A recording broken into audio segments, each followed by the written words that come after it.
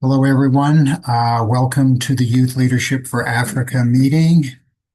This is your community builders meeting. Today's date is Thursday, June the 12th, 2025. My name is Terry Cullen. I'm one of your hosts for this meeting. We also have Mufid Suleiman Abubakar from Nigeria. He is one of our hosts also. Our third host, Brian Otiano from Kenya, is not here yet. I'm suspecting he may be having some issues connecting this evening. But we're going to get underway.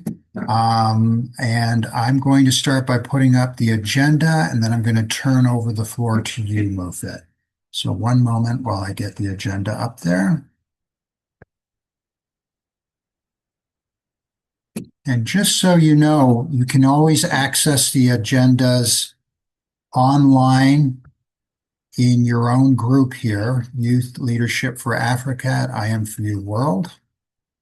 And if you're not sure how to get in there and sign up and create an account, just ask us, we'll send you the directions. So here is the first part of the agenda. And if you'd like to welcome everyone, Mufid, and get the meeting underway, it's all yours. Okay, thank you so much, Terry. Today being 12th June 2025, on our 9th to 10th meeting, I welcome each and everyone on this meeting. Our new members, Brian, I think later when you come on board, is going to take us through the way purpose. But so far now, you're highly welcome to this meeting.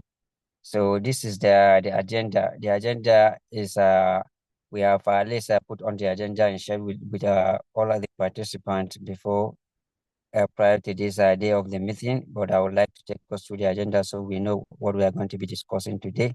First, we are going to at least cover the introduction, which I have already welcomed each and everyone here. And once again, you are highly welcome. And secondly, we have the Youth Leadership for Africa purpose. So I would also like to reiterate this part. The Youth Leadership for Africa purpose, for the sake of our new members, is a community that brings together like-minded people that are aspiring for an immediate or for an immediate and a lasting change within their immediate community, the state, the nation, and Africa at large. So it's a community is a community platform that mobilizes people that have the passion for good leadership, that have the passion for a better Africa, and they have a passion for at least for progressive leaders to emerge within Africa context. So, and then we also have the agenda review, which we're going to also cover under the introduction. There's this one important component of the agenda, that is the leadership spotlight. The leadership spotlight, which the interpersonal dimension. Today we have Mrs. Zainab Amira, which is the CEO and founder of Land Global, a non-profit organization that is providing access to education, technology, and artificial intelligence. Oh, that's great. To West Africa countries through advocacy and intervention. She is also the founder of as the Amira. So Amira, actually, she is a licensed psychotherapist, a visual artist, photo, and at the same time, she is an Islamic educator. So Zainab Amira is a passionate advocate for mental well-being, creative expression, and accessible to education. As the founder of Land Global NG, she is dedicated to empowering out-of-school children and underdeserved communities that are within the underdeserved communities through learning opportunities in technology and access to artificial intelligence. She also, through her art, she has told uh, powerful narratives with notable works such as All Peace and acrylic on canvas. Oh, that's great. Featuring peace in 300 different languages. That's great, symbolizing unity and harmony. So how humanitarian effort extend to supporting single mothers and marginalized families, reflecting her deep commitment to social change, language, and also symbolizing unity and harmony. So this is some outstanding, at least a background about Amira. So now, after the leadership spotlight, after we have given Amira some time to also express further on ourselves, so we're also going to get into action, which is also one of the critical thinking dimension of the meeting. We in that we are also going to go through the discussion of the round robin, where each and everyone will describe one issue, although we are going to leverage on the issue to further expand and have more ideas. Also going to hear from your opinion. That is what change can we propose in order to at least make Africa great. Also going to continue the discussion on what prevents us from making progress on these issues. Also going to at least create a survey this to which we encourage each and everyone to maximally participate in at least creating suggesting some necessary questions that will address the holistic problems that we are facing within the African context. We also, in the item 4 on the current event, also going to look at the educational dimension, the midpoint through we're going to at least get the discussion going. So we are going to look at, we are going to watch a video. This video is is going to give us a highlight on South Sudan, and it has a South Sudan, a clash between the Kir and the Machar, how they are profiting from the war that is going on. So it's just going to call on our attention to understand that definitely whatever it is designed is for the interest of other people. So we shouldn't fall victim in that regard. And after we watch the video, we are also going to proceed with the discussion of the result, which is going to be on the femicide, going to be on the food malnutrition in children, also going to be in educational attainment, going to focus on food insecurity, and also going to focus on poverty, all within the immediate context of Africa, and within the context of Africa. And last but not least, we're also going to look on how to at least build and make youth leadership for Africa an active and vibrant community. And so I will. This is the agenda, and we are going to go through the agenda one by one. So thank you, Sateri, for giving me the opportunity to present the agenda, and thank you each and everyone for giving me your time and concentration on this. So without any further ado, I think we are going to kickstart the meeting. So All thank you, right. Sateri. All right, then. Thank you very much, Mufid. One thing that you neglected to mention that's really important, the bulk of today's discussion is going to be on creating a survey. What we want to do is we want to create a survey so that you can send it out. It's simply a link that you can send out to your friends and colleagues wherever they live and ask them to take a few moments and complete a survey. And we're going to broaden our reach out there to try to find more issues, more interests, more people. This is part of us building the YLA community. So today we're going to discuss the kinds of things that you would like to see part of that survey, and we'll get into that in a few later on in the meeting. And then your leadership team is going to work on developing a survey, and at the next meeting, we're going to show you what it looks like. And I think you'll be very interested in that meeting. And that next meeting will be 2 weeks from today, which is June the 26th. All right, then. Mufid, would you like to introduce our Zainab Amira as part of our leadership spotlight? And we can open the floor to Zainab. Yes, actually, it is my humble pleasure to welcome Amira once again, Miss Zainab Amira, the CEO and founder of Land Global, to at least give us some of to also buttress and expand on what we have mentioned earlier about the outstanding work that she has been doing. So I see Zainab Amira is on the call, and I would like each and everyone to at least to welcome Amira to this outstanding platform. And before we are definitely going to hear from her. We are going to give Amira like 10 minutes to showcase some of her case studies, some of the outstanding work that she has done, and a call to action for each and everyone here. Because actually, the kind of work she's doing, it is something that we all should at least look onto it and see how we can be able to exemplify and also replicate the work, because it's actually an amazing work that she is doing. So once again, Miss Amira, we are highly welcome to Youth Leadership for Africa, and the floor is yours. Okay. Good evening, everyone. And are you hearing me? Yes, we are hearing you. Except Yes. that, please, if you feel comfortable, we would like to see your face, because Yeah, yeah, yeah. a lot of us that we don't know you, so we would like to see your face, please, if it is well for you. Yeah, it's all right. It's all right. Yeah. Okay, are you seeing me, you guys? No, we're not. Are you on a laptop or your phone? No, I'm on my phone. Oh, you muted yourself.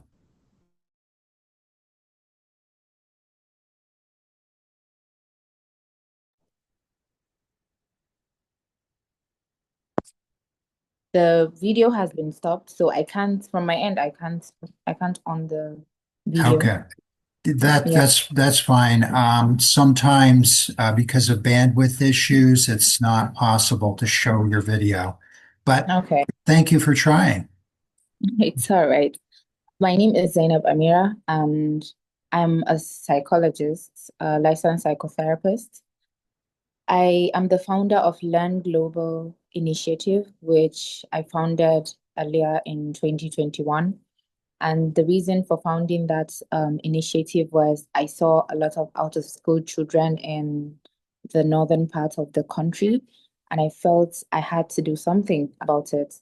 And so I started the initiative with a few friends of mine where we would basically get a few of these out of school children to just give them scholarships through um, the people that we know that can sponsor them to go to school. And when we started it and we saw that it was working, then we kind of upscaled the thing to kind of a whole foundation, and we made it a foundation instead of just something that we do for like, okay, this is like a hobby that we love doing.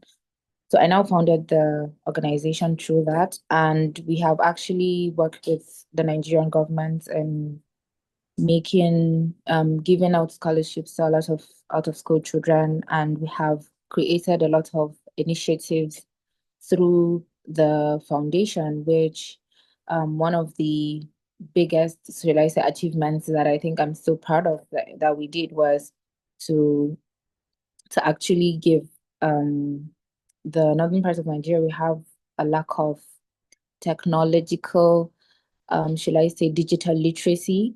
And we worked with the government to actually bring these ICT centers, this um, workshops and trainings that we did for different parts of the country to give these children like digital literacy and education on artificial intelligence and technology, basically.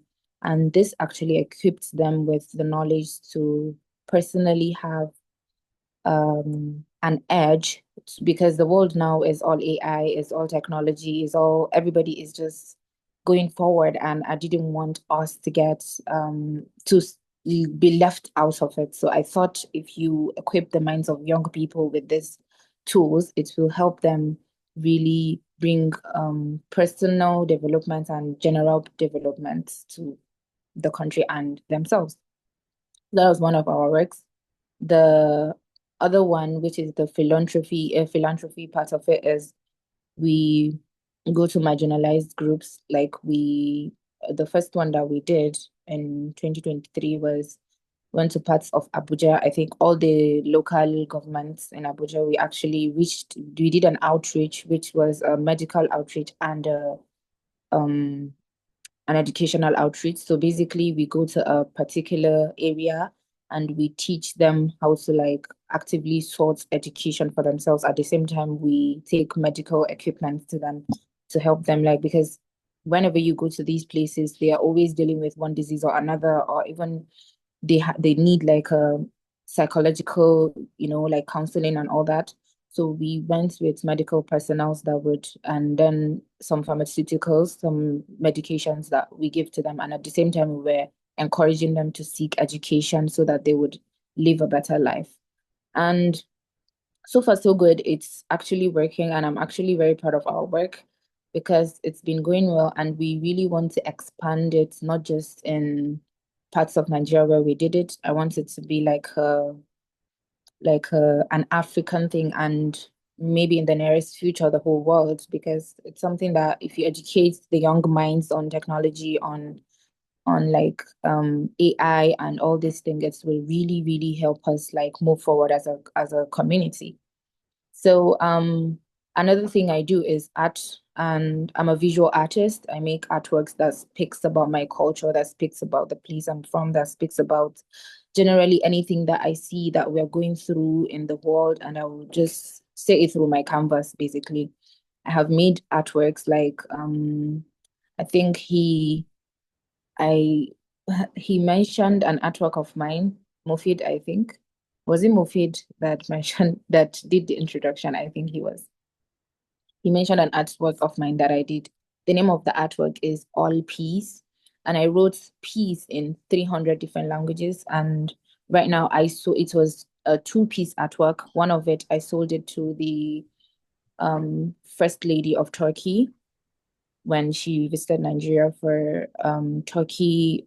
When she visited Nigeria for Turkey's independence, and we had an exhibition, and she bought my artwork there. So the artwork literally signifies peace, and I think we have a lot of wars happening, a lot of conflicts happening all over Africa and all over the world.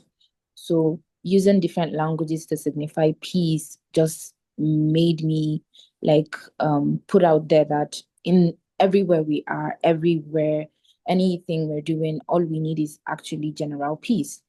And it spoke to the minds of a lot of people. I have other notable artworks like the one that I did with mental health and physical health, which I literally sculptured a heart and a brain, and which the heart signified the physical health and then the brain signified the mental health. So I wish I could like share them with you, but I really don't know how to use Zoom really that well, because I'm more okay with using Google Meets, or should I say I'm more comfortable, or I have more experience using Google Meets. But it's okay. So basically my artworks, the uniqueness of my artworks is that I use different languages because I understand 7 different languages. So I use different languages to express myself in my art. And I feel like if I do that, it will be more universal, and more people would understand me. And it's just the uniqueness of my art, basically. So what next? What I want, should I say generally, for me to get from this particular gathering, or from I want to really join the initiative, because I think a friend of mine even told me about the initiative, this particular one, and she when she was telling me about it, I was like, I would love to join it because it's a very good one. And then one of my followers, actually Khadija, God bless her, she now reached out to me that she would love me to join the meeting today. I didn't even because it was just something that I was really, really wanting to join, and then I now saw it. So it's an opportunity for me to actually um help in the way that I can, because I believe I have the expertise in dealing with um a lot of problems, should I say, and I have a lot of ideas that I want to share with you guys. I have a lot of projects that I want us to work together with, because it's the reason why we are here is to actually bring development to our each and every country and each and every region and generally the world. So I think like me being part of this is going to give me and all of us like a boost in what we're going to do, hopefully, and God's willing. So that's my small introduction. And if you would like to ask me maybe a few questions or you would like me to talk on something a little bit further, I'm open to do that. All right. Thank you so much. That was fascinating. I really appreciate that. Everyone, there is the ability to go into, there should be a button on your screen somewhere where there's reactions. So you can clap a hand, you can put a heart out there. But I just want to say thank you very much. That was very interesting. And thank you for all your good work. That is Thank excellent work. you. I see that our other co-host, Brian Otiano from Kenya, has joined us. I just want to acknowledge him and say hello.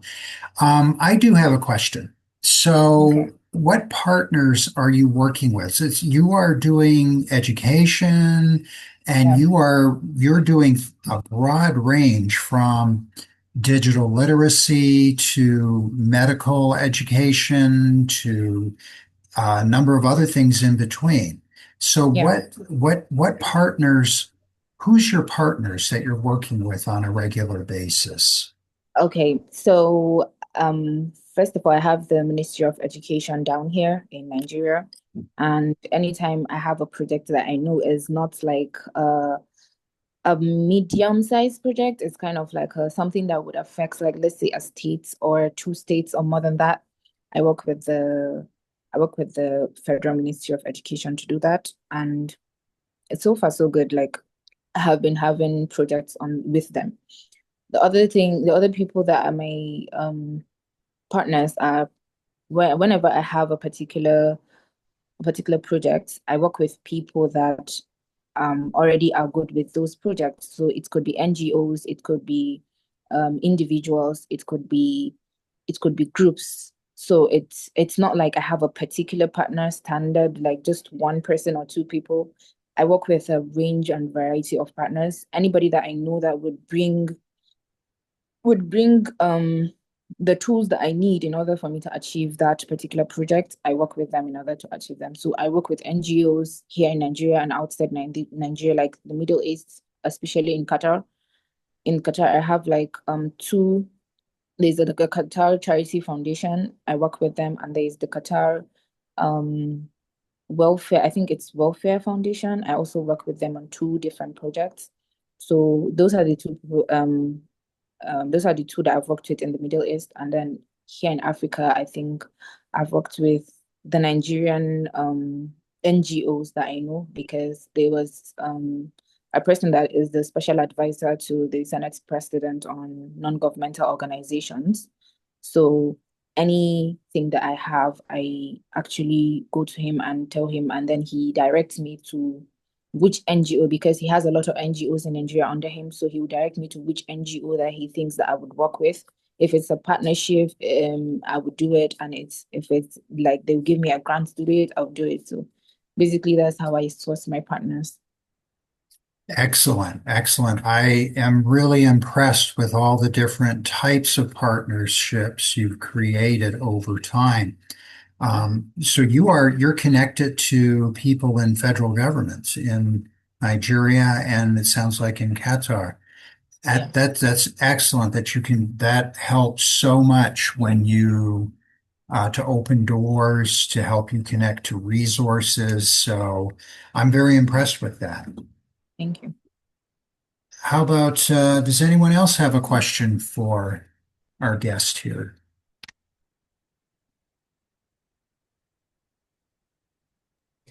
Yes, thank you, Bizena, for that wonderful work you have been doing out there. I am still this the Japan that you just mentioned in 300 different languages. Okay.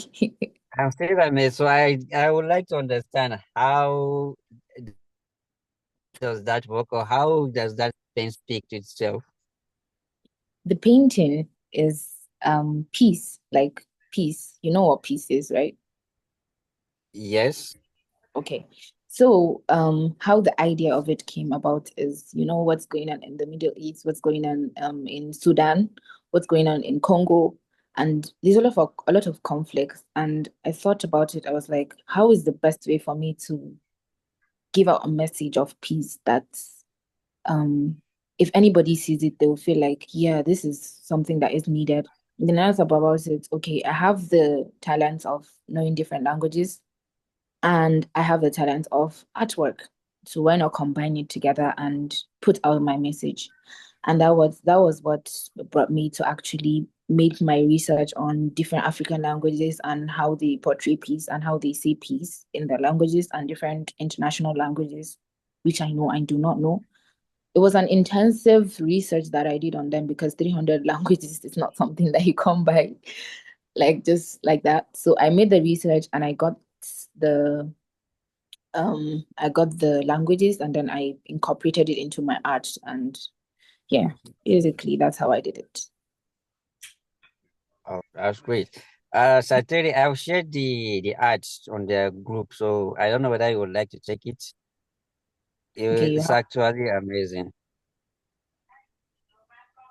I'm nice. sorry, you say that again. You've got the picture and you want to share it, Mufid? No, I say I have shared the painting with you to our leadership group. I think if you can at least try to share with the people here to see how it works. Okay. Okay, hold on. Just give me a moment. So did you send it to me? Let's see if I can find it first. Oh, okay. This is it's a little 17-second video you sent. Yes. Okay. Okay. All right, hold on.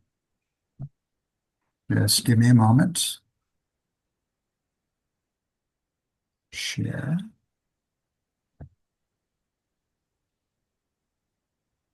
Okay. I'm going to start. It's going to go by fast. It's only 17 seconds. One.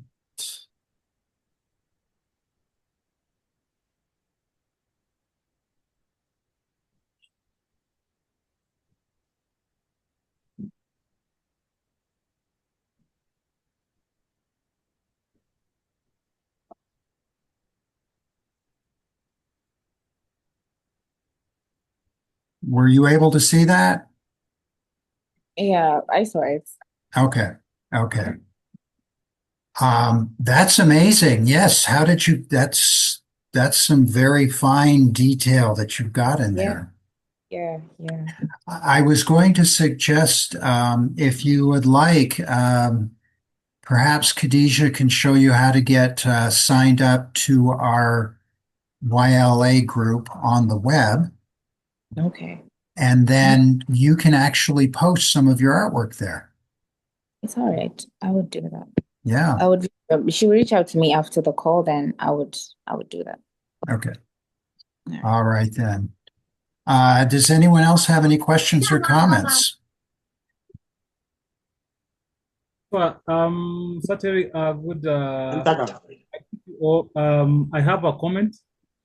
Okay. Though I've been quite away for some time, but I can say congratulations, Zainab, for all that good work that you're doing. I checked at your work and I started following you and I saw some amazing work.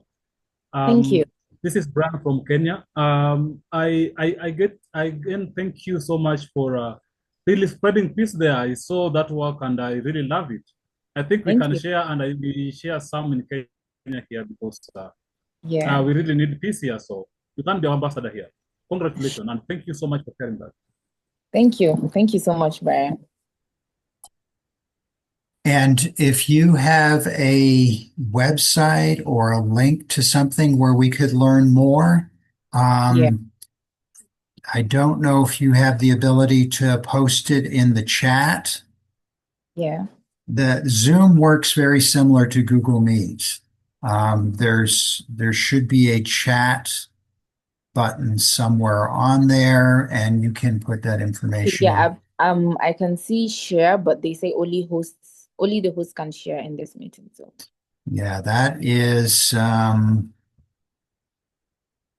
Yeah, Okay, I that think actually you have limited the access to even the video and the other Yeah, things what I for the saw. host. That's what I saw. I, That's what I saw. yeah, to I, share. Typically during a meeting, it's only the host that can share video and pictures and stuff like that. But you should be able to chat. Chat is separate from share. But what I'll do for you, okay, I can send pictures in the chat. yes, and you can do that, and you Okay, can the also chat you is you can able all to. you can also put your website or any other link Okay, that you would like up there. all right. The chat Oh, is disabled. Maybe one of the hosts should enable the chat. oh my goodness, it shouldn't be disabled. Yes, Well, even video. That's why she can't start her video. It's disabled. It's right, okay. right. I've just enabled video, but chat should be there. I can see Brian's talking, but I can't personally talk. I think Brian, were you saying something? No, he said hello in the chat, so Oh, okay. Okay. And you can't respond. I can't. That is odd because let me try one moment. Let me try disabling it and then re-enabling it. Okay. Okay, yeah, I can see. Okay, and it just Excuse me, just Sateri, for I a have done second, it from my end. just Is for a it? second it showed, but then it disappeared again. Hello, Maybe. everyone. I just put a hello, everyone in the chat there. Okay, okay, Hmm. Oh, okay. I see you up there. I see Yeah. you. So, Sateri, Okay. Go ahead. I have made it to everyone, please. Can you hear me? Yeah, Yes, we can. Yes, sure. I have done it to everyone, please. yep. Khadijah just wrote, we can write now. So Yeah. you should have that ability now to put a link in there and type something up. All right, I'll do that. All right then. Thank you. I'm going to turn the floor over to Brian and Mufid, our two hosts, Nigeria and Africa, Nigeria and Kenya. So Brian, Mufid, whoever would like to pick up the meeting. And big shout out to Frida. I see you just joined us. Thank you for coming to our meeting, Frida. Thank you for having me.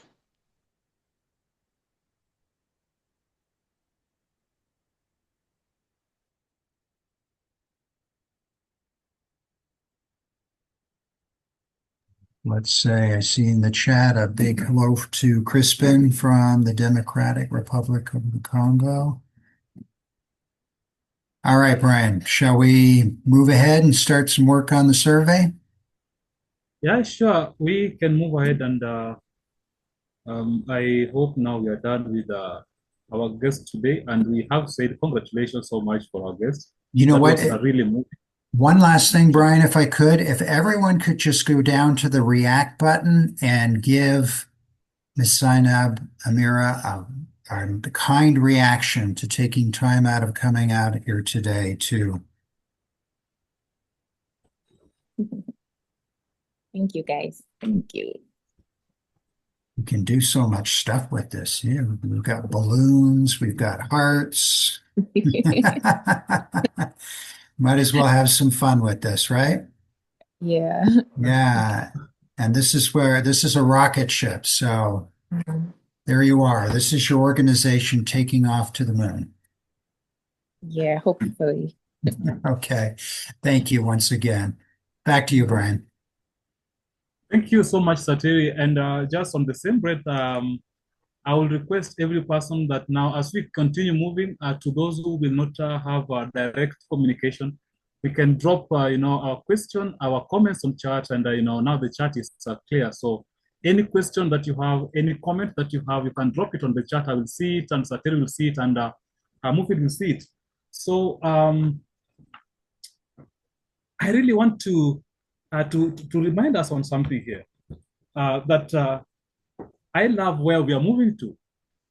Initially we saw issues or challenges in Africa, and we decided that, you know what, we are the future of Africa, and we can pick it from there and we move ahead. And we just landed on a forest, very thick, and we didn't know where we were moving to. But what we had was a vision. We had an idea that if we come together and, you know, bring good heads like we have together, then we are going to form a path. And today I've just been moved by what, you know, Amira has done, you know, trying to listen to her and trying to follow what she does. I feel like this is the right group that, you know, we need to sit and, you know, see a way forward. And as a result of that, we are here as African youth, trying to move and get solutions to what is, you know, ailing our land. And this is what we are going to do. So we have had meetings, and the last meeting, we were checking on what are some of the, you know, the issues that prevents us from getting, you know, what we wanted. So we had got 5 major issues that, you know, we had listed down there. So I think, Sateri, we can check on the last 3 issues that we had before we move to the survey. What do you think about that? Okay, so you would like to have some discussion on the last 3 issues first. All right? Yeah, sure. I would maybe try to take the least minutes trying to complete the 3 issues, and then we go to the survey. Will that be Okay. okay? Sure. Let me share that screen with you. Okay, this is the agenda for today's meeting, which is in the YLA upcoming events page.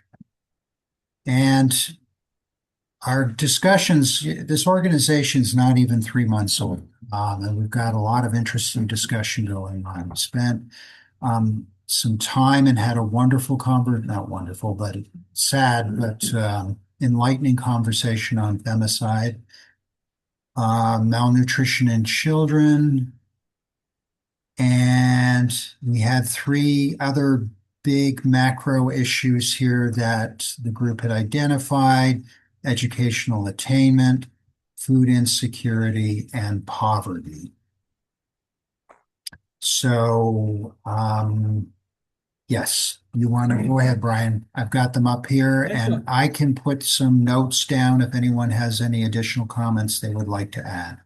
And I'll bring it back up in a second here. Okay, just want to make sure I can actually edit it. All right, then. Go ahead, Brian. Sure. Thank you so much, Sateri. So the first we looked at femicide, sorry, in Kenya, and we checked at what are some of the reasons why we can't do that. So I think today we can look on the third issue, which is educational attainment, and we see that what are some of the, you know, what is this that prevent us from getting, you know, this done. So we will maybe just take some little time to, you know, discuss the 3 remaining issues. So the floor is here. You can do it on chat. You can open your mic and, you know, tell us something, and then we see the next one. Who is going to open the floor? Oh, I'll interject, Brian. I'm going to bring up something that Amira works with, and that's digital literacy. And, you know, the part of educational attainment is how do we get educated in the digital world? That's an AI, artificial intelligence. Yes.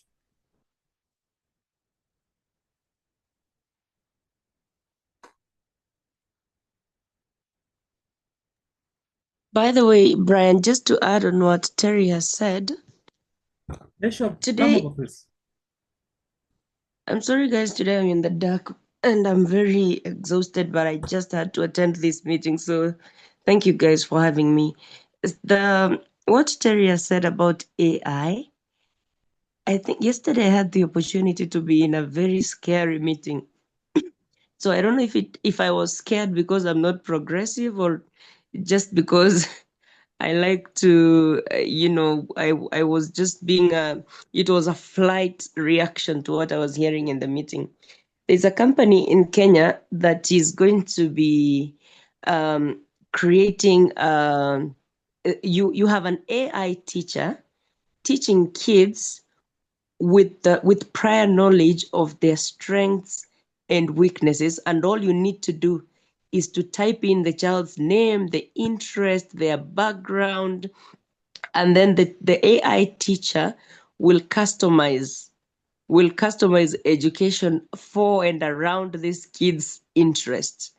And it scared me because I was like, are we gonna lose, the touch, the natural touch of a natural human touch? And I know that, we will not all agree on, why we still need human teachers. But then I was listening to it, and someone even told me that now, as a public speaker, all I need to do is to make a bunch of videos with my face and my voice. And I think we've seen this on social media. Education has been revolutionized.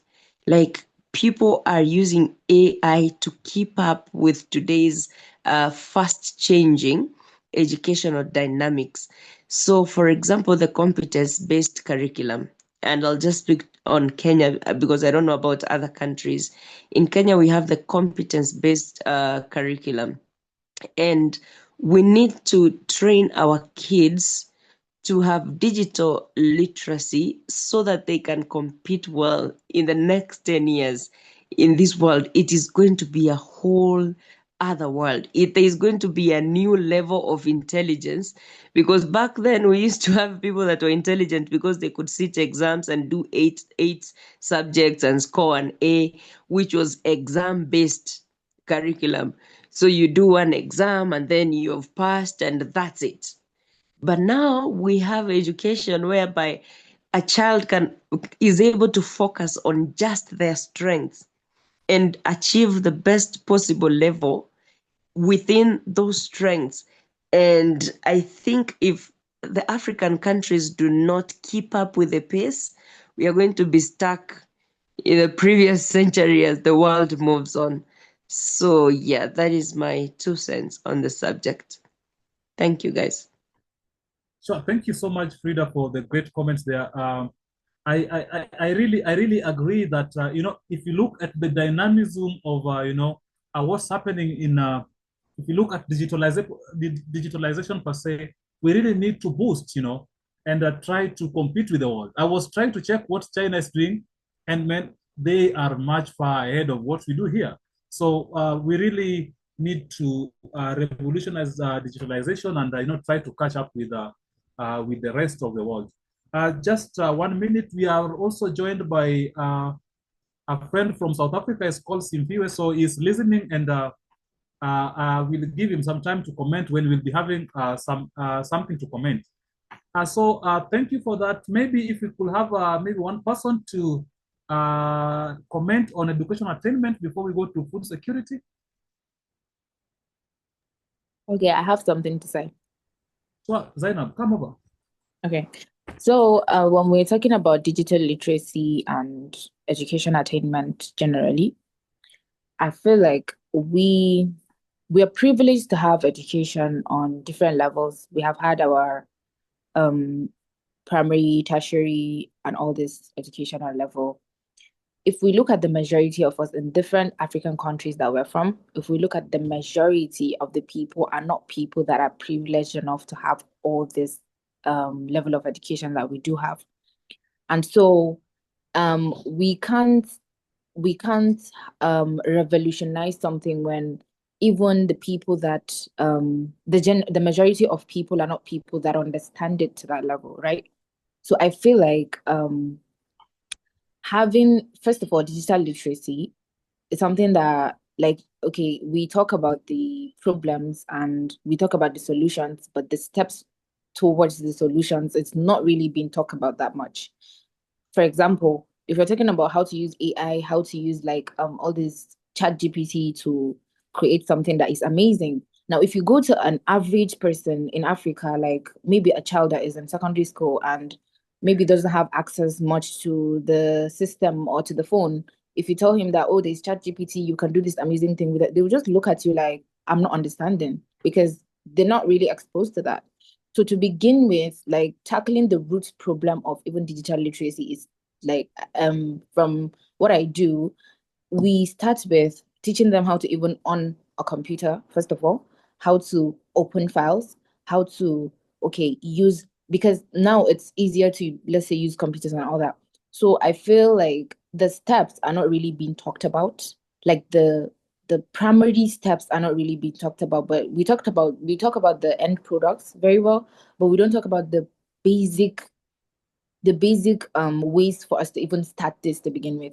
Because I believe if you teach them the basics, it would like push them to do more instead of telling them how amazing it is. No, teach them how to get there. I don't know if this makes sense.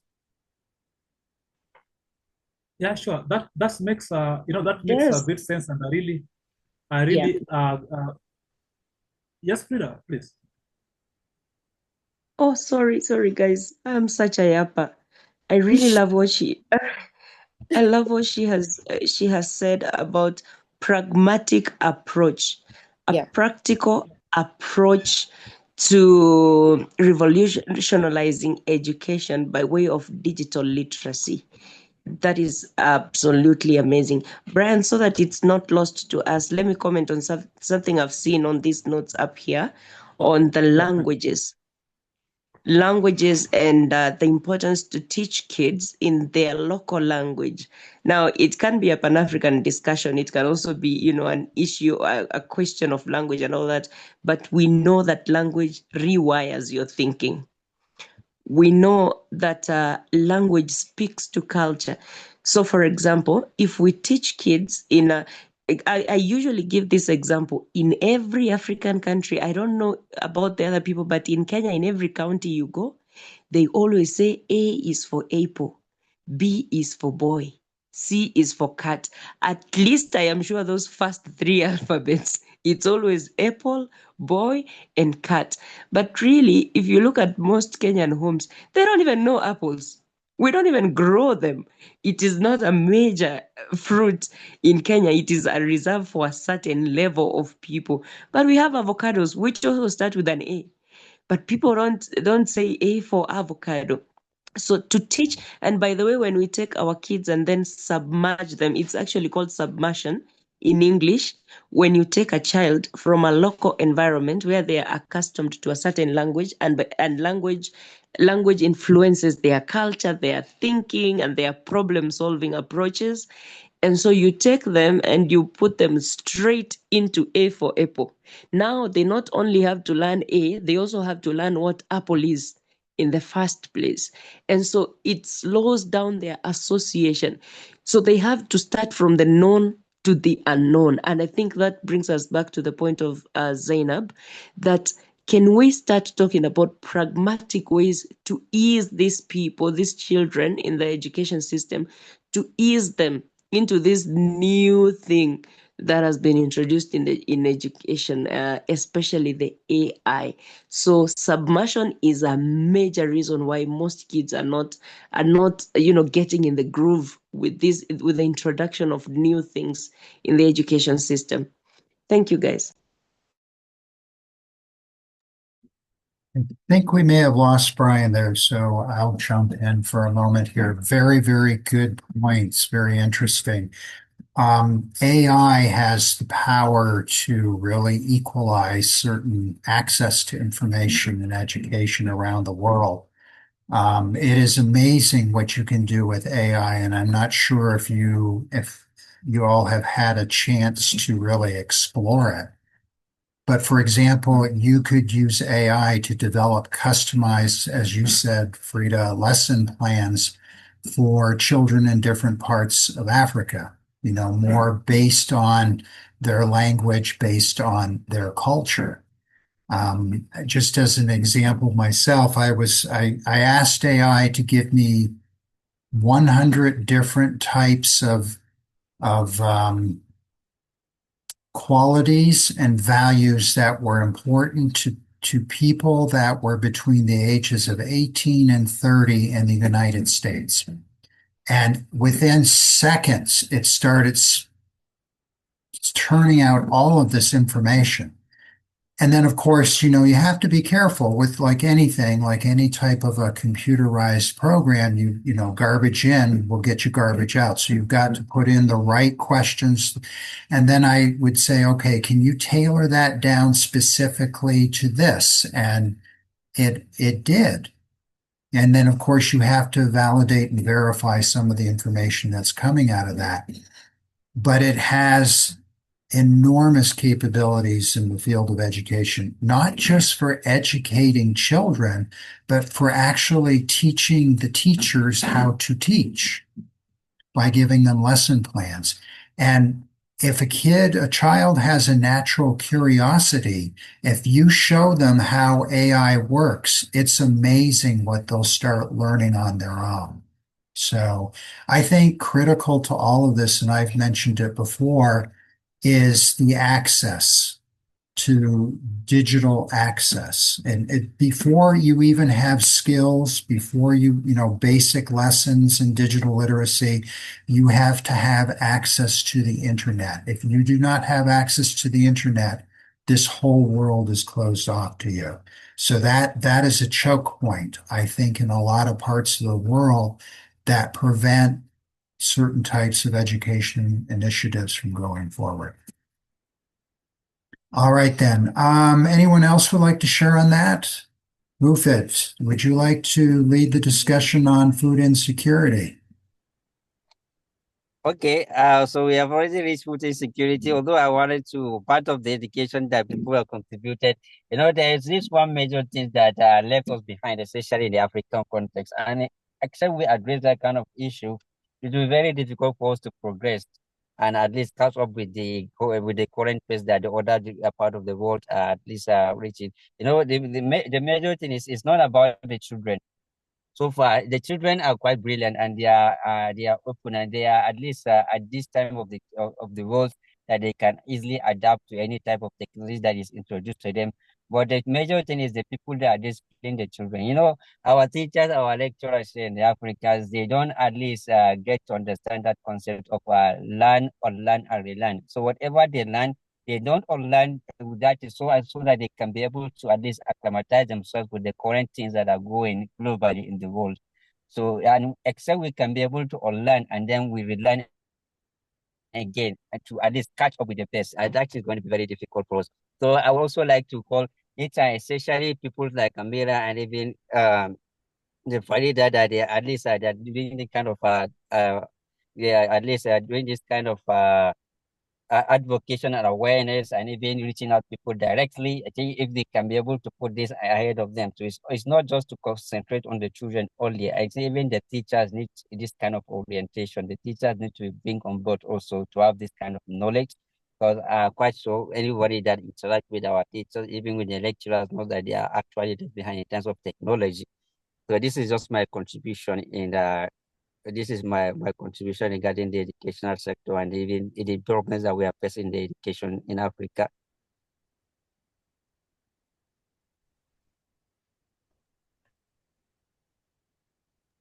Okay, thank you, Mufit. Shall we move quickly into food insecurity? Oh, Brian, you're Yes, back. yes, Uh, actually, and I also like to put some things in the food insecurity. Just today, I participated in a session, an online session, although it's a global session that addressed the global insecurity problems. That is with the case study of the Caribbean part of the country. But then, when I just look at the issues, I see that okay, it's not even in Africa that we have the problems of that we keep on mentioning about the things that is making Africa food insecure is a kind of a global issue too.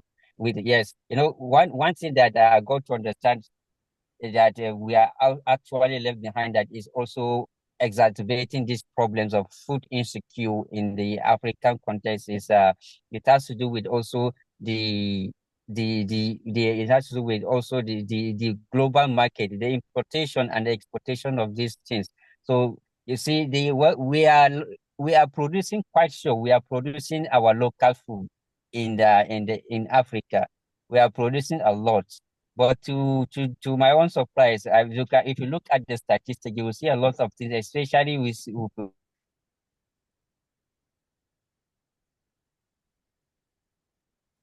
Oh, I we must have we must have to import.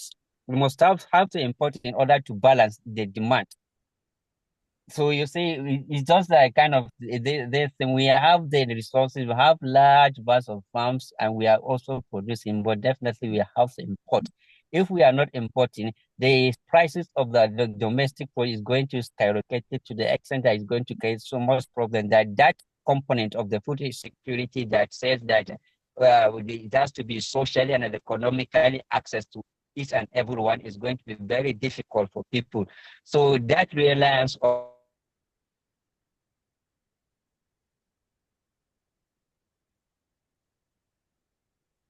all right, move it. I think we lost you.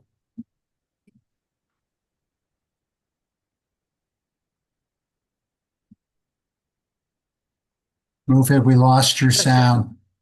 You want to go ahead, Brian?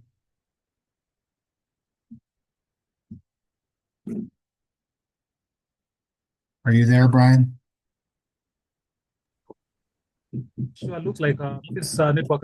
If somebody want to jump in maybe and talk about food security, please. I'm sorry, say that again. Yes, we are talking about food insecurity. Mufid was halfway through a comment and then he cut out.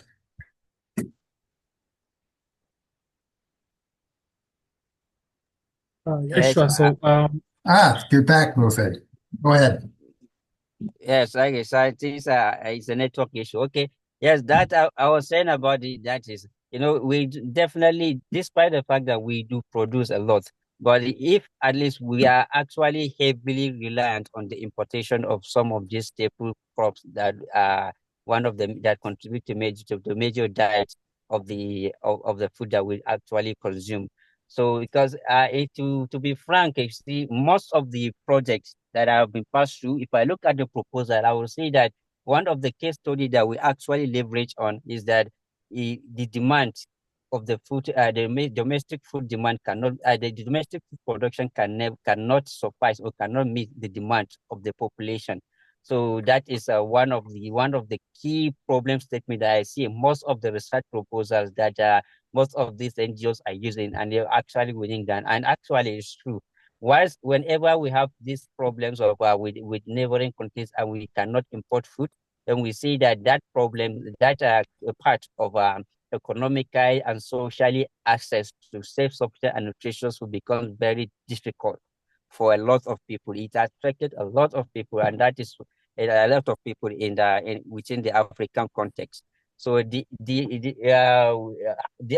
question now that I would like to throw out is that, okay, then how can we at least solve these kind of problems?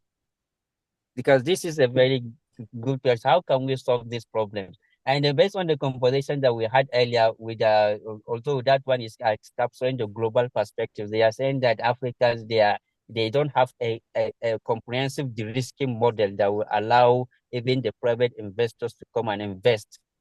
And this is actually very true.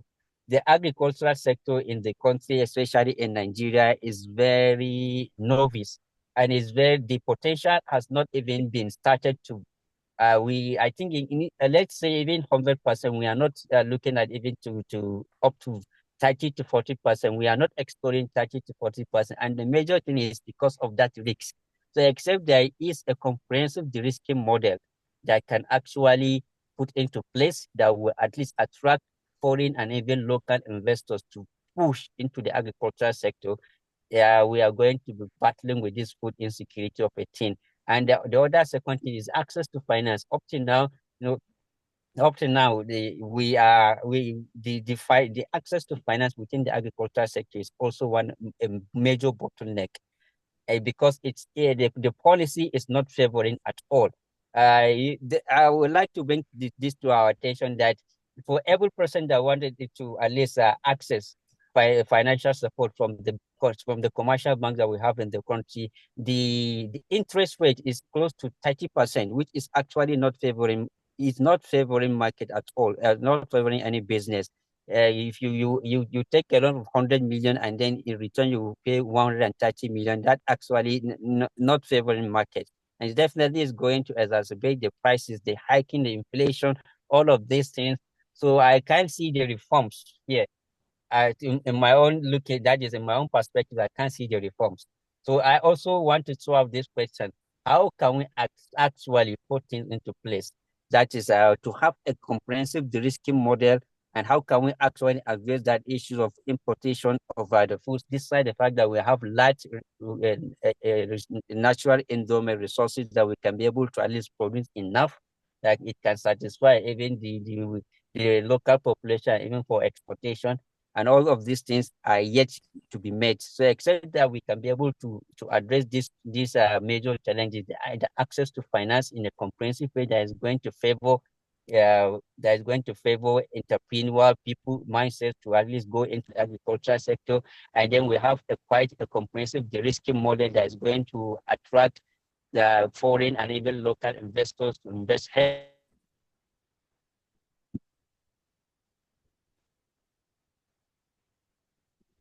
All right, we lost you again. very.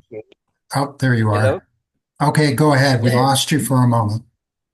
Oh, sorry, I say for even our farmers to have a very peaceful environment that they can explore the natural endowment of the farms that we have to cultivate enough that it can at least be sufficient for the local consumption, even for exportation. So except if we can be able to address these three major problems that I mentioned: the access to finance, a comprehensive de-risking model, and then to increase productivity within the local context, I don't think food insecurity is going to be very difficult to at least to address in Africa. And this is a major challenge, especially within the sub-Saharan Africa. So this is just my own say about the food insecurity. Very well thought out. Sure. I agree with Mufid.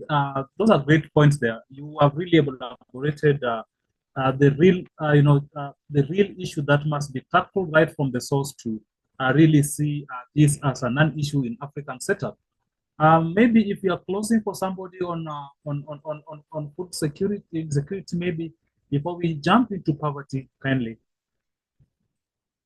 who has something maybe, or you can maybe drop it on chat and then. Frida's got her hand up Yes, there.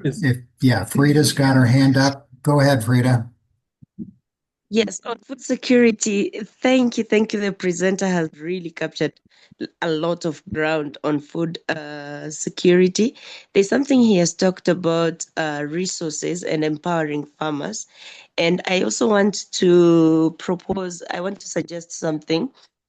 You see, African ethnobotany, the documentation of our food, our herbs, and everything that is unique to these African communities, because sometimes you can have local solutions to local problems. Now, say for example, you have a lot of maize in Trans Nzoia County in Kenya, and you have a lot of beans in Tarime in Tanzania, for instance. We need to be able to make sure Tarime produces as much beans as possible in order to have an exchange between Kenya and Tanzania, which brings me to the African Continental Free Trade Area. It was established in 2018, but practically it has not been working.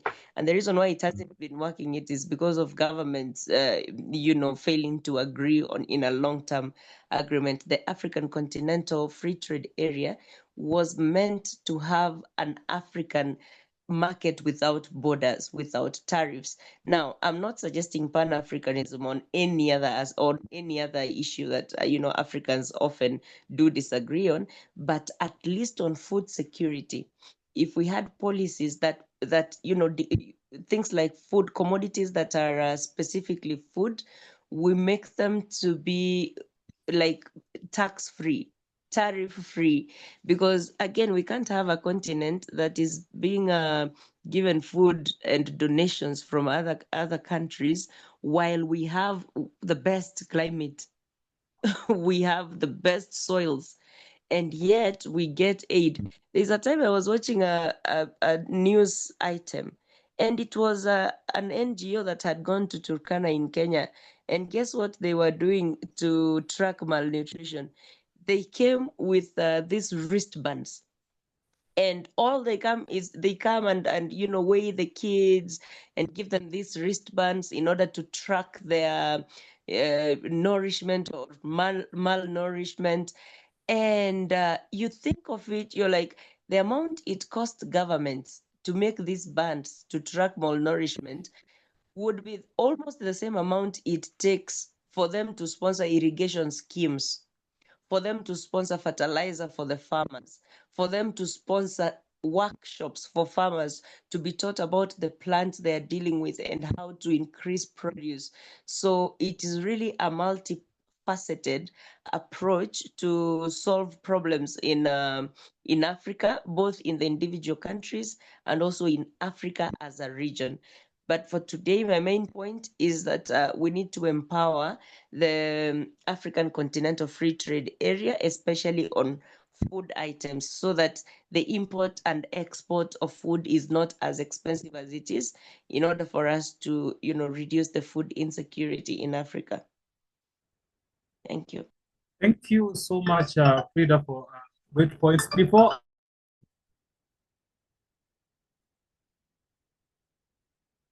Did you freeze up on us, Brian? Yes, it looks like. we There you bring are. You froze up on us. to wrap up on this, I got that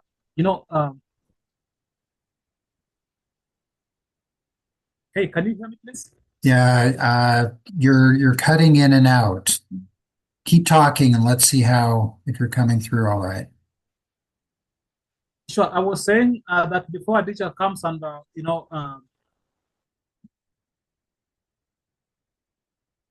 Yeah, you froze up on us again, Brian. I Okay. want to add something. Oh, please do. Please do. Okay. So from looking at it from from who was it that was speaking about? Mufid, I think he said he was talking about the sector and especially in Nigeria, how untapped it is. And I think this is all over Africa. If you want a sector to actually improve or to have this huge development, you have to have a lot of people tapping into that sector.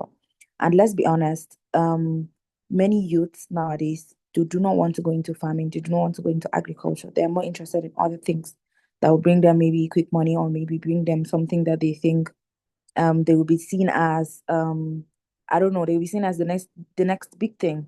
They're not necessarily in tune with even the knowledge of how agriculture works. They don't even know that. So that is why they don't even see it as something that they would do. Now, if we don't have many people even thinking about agriculture as something that they should do long term, or as something that they should invest in, or as something that they should just venture into, I don't think we would have the kind of change that we're looking for in that sector. So first of all, I like talking about like step by step when it comes to change. So first of all is actually educating people on the importance of tapping into the agricultural sector in their space, in their country and all that. It doesn't have to be something that you do like solely, no, but it's something that you should get education on and something that you should try looking into. For example, if we have a lot of rice mills, let's say for example, if we have a lot of rice mills, a lot of people that okay, let me calm down. If you look at Nigeria, let's say the majority of Nigeria the rice that we produce in Nigeria are being produced by the northern side of Nigeria. And most people that do these farmings are literally old people that have farms in villages, and then they will do these farmings, and then they will bring out the produce. The people that do the farming are not the people that process the produce, and the people that does the process the produce are not even the people that.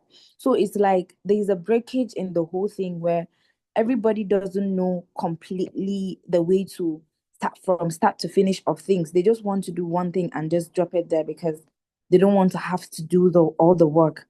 So I feel like if we educate people more on how to tap into this agriculture itself, it will reduce the amount of food the food this thing that we have, because people would not have that excuse of, okay, the food would not sustain us. The reason why is because we don't have quality food, quality processed food that people would actually buy. Most people they prefer those foreign imported ones than the local ones, because you don't give it time, and they don't give it that um energy and knowledge to actually know how to do all these things, so that your produce will be as equally qualitative as the one that is being imported. So I think that lack of education on that particular sector and how to do all these things is something that is actually reducing the rate at which it progresses. So that educating people on that agriculture is something that is really important also. That's what I have to add to that. Thank you so much, Zainab, for that. That very great comments there. And I feel, Sateri, on the part of education again, what you must also add is on the best, modes. They must also be educated on the best modes of.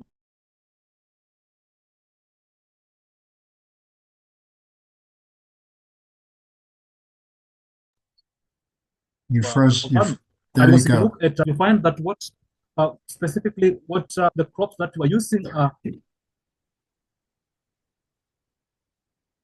Can I come back again, please? Brian, you might want to put it into chat because you cut out about 2 times there, so your thought wasn't complete to us. Yeah, sure. Just trying to capture these last comments by Amira. Young people are not entering agriculture, so we want to educate people on the value of agriculture, and you also wanted to educate people. You wanted something about educate about the quality of local products are just as good as imported products. Yeah, if they give it time to actually process it in the right ways, is equally as good as the imported ones. Okay, so maybe is it education, marketing? I'm thinking it might be marketing. Educate people on how to process Okay. the local produce. Process the local produce. And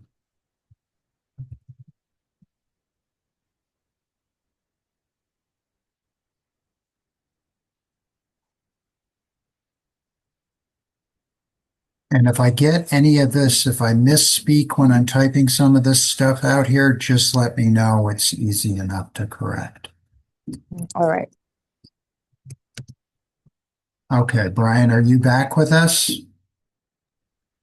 Yeah, sure. I can hear you clear. I'm sorry, my network today is misbehaving from the start. But I was saying that on the part of education, what we are also going to do is to educate them on the best, maybe seeds, the best modes and methods that are going to be used during farming, because you find because of climate change, the dynamism we see in climate change has also changed the type of crops you're going to use. So we must also consider that when you are doing the education part. But it's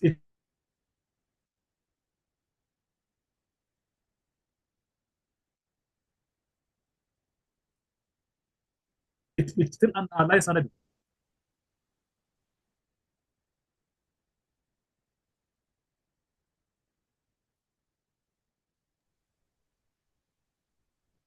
Did I capture that right there, Brian? Yeah, sure. You got it right there. Okay, so let's do a time check here because we're 10 minutes away from the end of the meeting. We haven't had a chance to talk about the survey yet. So here's a suggestion, and if the group's okay with it, we'll continue our more in-depth look at food insecurity and poverty at the next meeting. And for the next 10 minutes, let's just play around with the survey. Now, if you give me a moment, I might be able to try to do this on one of the artificial intelligence platforms. So let me stop sharing here for a second and see if I can get it up on a different screen.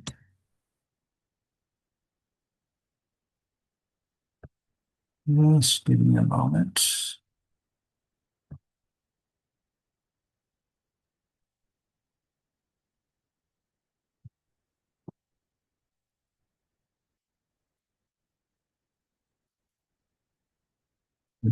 Testing it right now to make sure that it is working. Okay. All right then.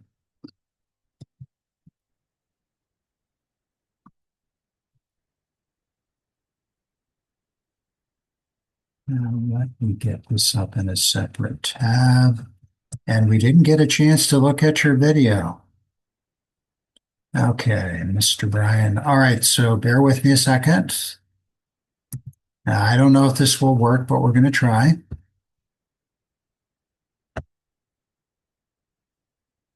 Okay.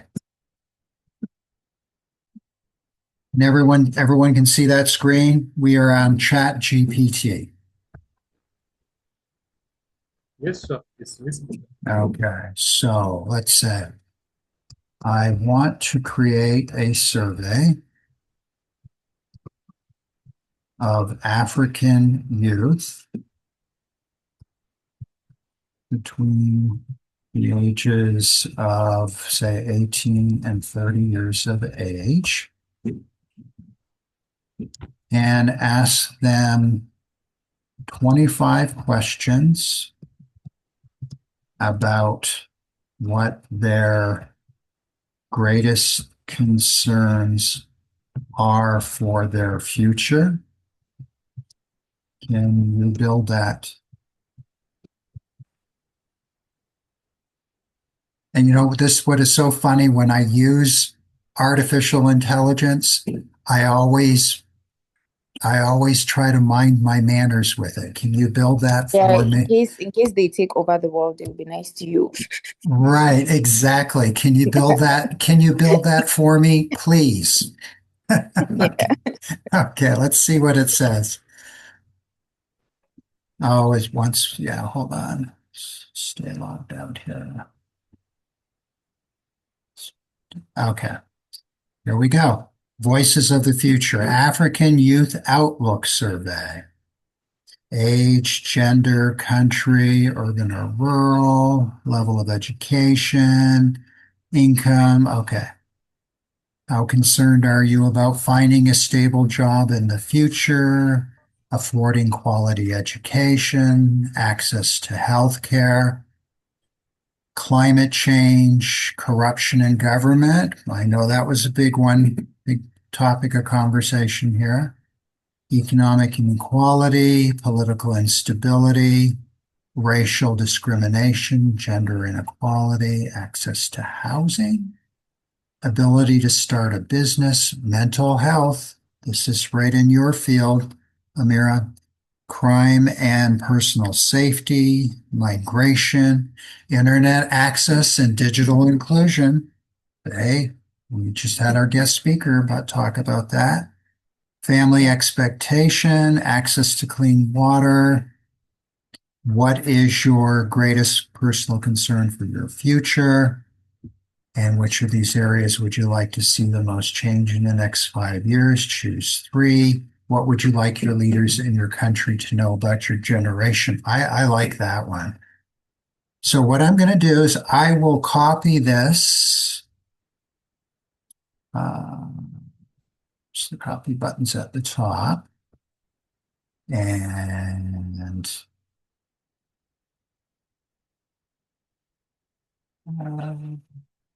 there's some, yeah.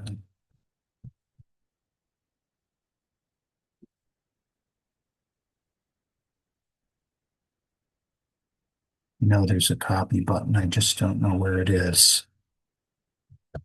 There's several different AI platforms out there, and almost all of them. Look at this. Can you translate this into French, Swahili, Arabic, or other languages? So hold on. Let me copy this first. And just for fun, let's say translate this into, how about Swahili?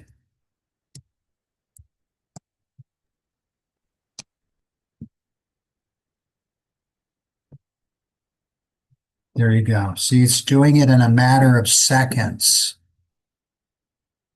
This is, and what I'm going to do is I'm going to go back to YLA and to the community platform here. And I'm going to go over to posts, share something. AI creates a survey for YLA. What do you think of it?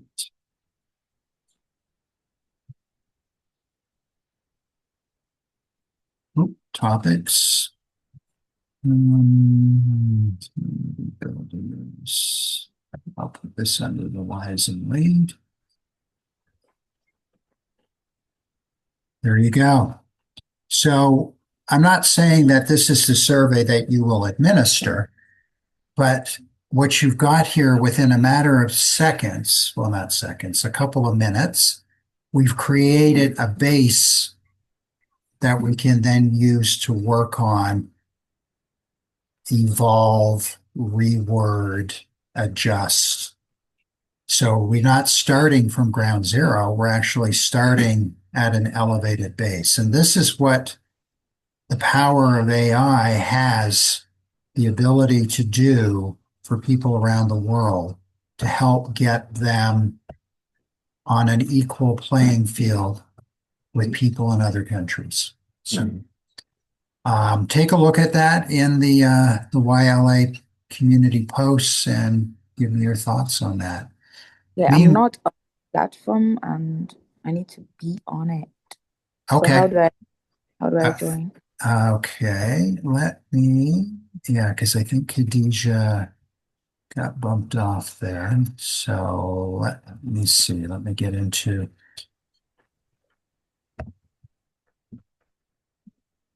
Let me get out of this first. I've got to think of everything stepwise here. Get into chat. Okay. So I put into, if you actually bear with me one moment there, Amira, I will tell you.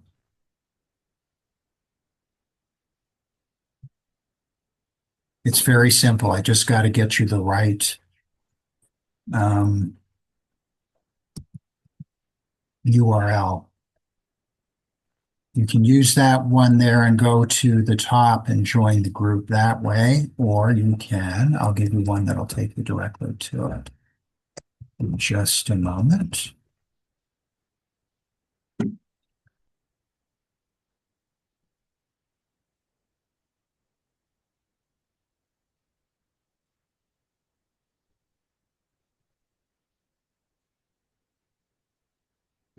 Okay. Got it. Just captured it. Okay. All right. You see it there? If you click on that link, it'll take you to the groups. And then when you click on the Youth Leadership for Africa, it will ask you, if you're not a member, it'll ask you if you want to join and just follow. Okay. Right. All right, Brian, I think we've hit the end of our time here. And I think Mufid, are you there? Yes, I'm here, Sir Terry. Okay. What did you all, before we sign off for today, what do you all think? That was great conversation. I want to thank Ms. Zainab Amira for joining us today. I don't know, do you have a preference? How do I address you? Is it Amira, Ms. Zainab Amira? Yeah. Okay. All right. Just Amira. Okay. All right then. Wonderful. Round of applause again for Ms. Zainab Amira. Thank you so much. And she's going to be our newest member of YLA. Yay. Yay, me. Yes, exactly. All right then. And what did you all, I mean, conversation was really good. I mean, just the sophisticated level from such a small group of people. I mean, we're not 3 months old, but we're slowly growing. So let's just keep adding people into the mix. And when we have a survey ready, you'll be able to send it out. Just send a link, and maybe that'll bring some more people in, and we'll learn more about what people think. Especially, we're looking at what young people think, because the future belongs to the youth. So we want to make sure that it is a good future where everyone can thrive. All right then, Brian, Mufid. Oh, one last thing. Did you find it interesting about AI constructing that survey? Yeah, it's Yes, actually actually, yeah, yeah, it's great. very quick. I Oh, said especially that someone has to be very careful, just as you said, with the kind of prompt that you entered, and even apart from the prompt, you have to go through to at least make it humanly review. Actually, I yeah, will that use that to make would be it, nice yeah. to clean in case they take over the world. But yeah, Well, I want to add a comment. sure. Thank you guys so much for the good work that you have done in creating this particular group, this initiative. I know it's just been a few months, but you have gathered very great minds, and from the looks of it, great things will be done. Because I can see how everybody here is very passionate about change, passionate about creating a society where we would all know that, yes, we have a hand in this. So I'm commending each and everyone that has joined today, even as a spectator, even the people that haven't spoken. That means you actually want to be here and you want to change. So I'm really, really thanking you. I genuinely love to see people that are doing or want to do what I'm doing. It just gives me this boost of motivation. So thank you so much. Thank you, Amira. That well said. All right, Brian, So, did you want to say goodbye and good night? for real, I want to say that, but just 1 minute, please. I would really request Amira if you can kindly share, like what you do, share with in our page, YLA. Now that you are our member, an esteemed member, kindly feel free to share what you the good things that you are doing, and bring some members. Invite your friends to come and see these great minds here. Don't Basically, worry, I'm already a member now. You get tired of me. I'll be looking forward to seeing some of your artwork. It looks great. for sure, for Thank sure. you.